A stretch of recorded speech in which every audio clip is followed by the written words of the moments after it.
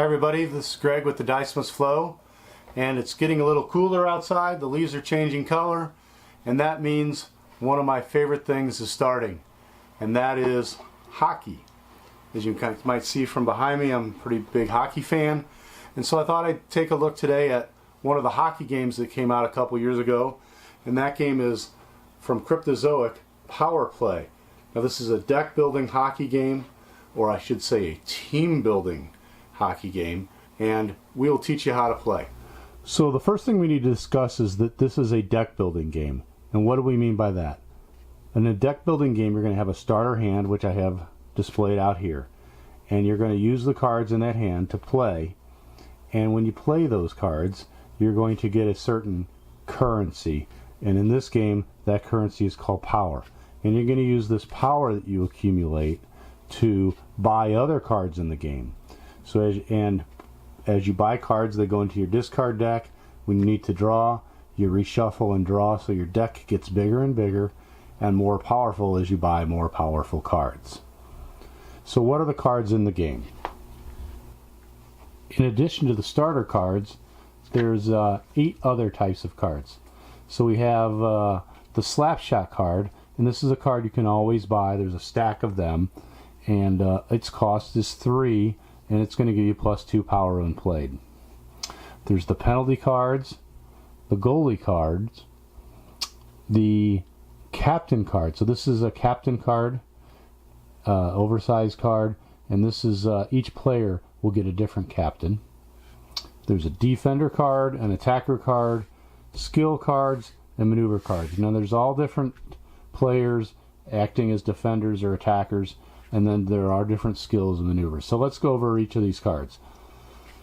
The most simple is the attacker card, and it's going to get an additional power to use to buy a card. And Sidney Crosby is pretty powerful, and he's going to cost 7 power to buy. But so in this card's case, when Sidney Crosby plays, he gets +3 power, or if he's during a shot on goal, you're going to get to draw an extra card from your deck. And we'll talk about a shot on goal in a little bit. Skill cards give you power for different conditions.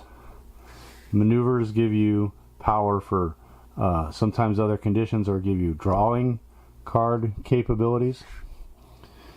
Goalie cards are really the monsters or the bosses you have to beat in the game. So in this case, Roberto Luongo has a factor of 9. You have to have accumulated 9 power or more when you're shooting on goal to defeat this goalie, and that's modified by some defense. The defender cards have either text that can be played when you're playing them during the normal phase, or they may be played in defense and can add some defense, and their defense statistic would be added to this. So in this case, you can add 2 to the goalie's defense rating.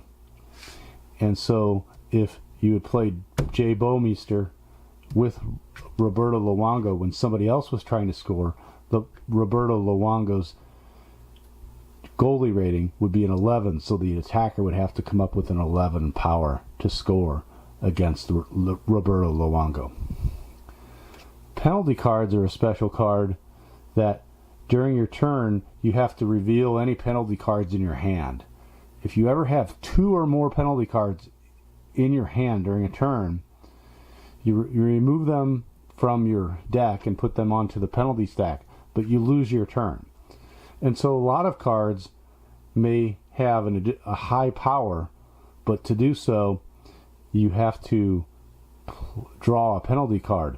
And so later on in the game, that's going to hurt you, because they're either going to be dead space or you're going to lose your turn. Okay, so let's talk about how the game actually plays. Okay, so now we have the game set up, and if you've played any of the Cryptozoic games like Lord of the Rings or the Justice League deck building game, this is going to look very similar to you. So basically you have 5 cards that are out in what this game calls center ice. You have the goalie that you're going to try and defeat. You have penalties and slap shots, which are just generic cards you can buy. So you shuffle your deck, which starts with the 10 cards, and you would play 5 of them. So we have this is just a dead card. So you have 4 power here. 1, 2, 3, 4.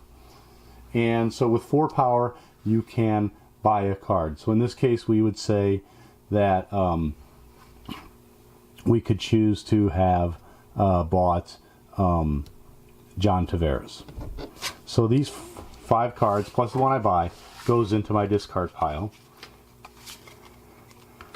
At the end of my turn, I flip another card over, and we would draw the next 5 cards.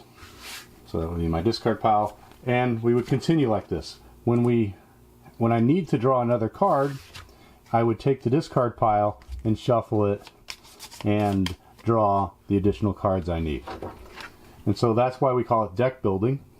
In this game they call it team building. So that is the one option. You can play cards with your power. Using your power, you can buy cards with this cost.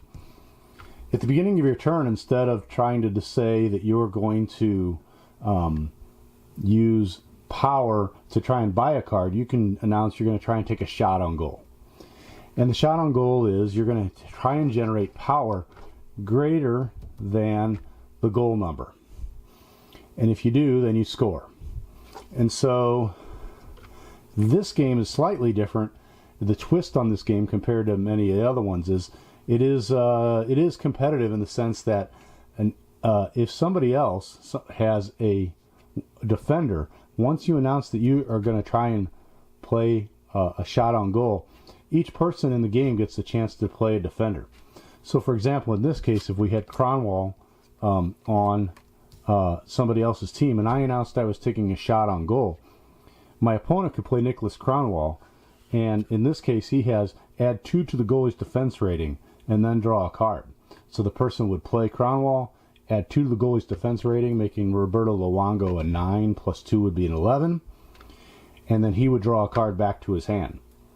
And so that's so there is a competitiveness in the game, and actually the person who ends up scoring the most goals wins. The other thing I wanted to talk about was penalty cards. And so you can see if you look at some of these cards, like a misconduct, is going to give you +2 power, but each player, including you, gains a penalty. There's some called like a cross check, where you can actually gain power, but you gain a penalty.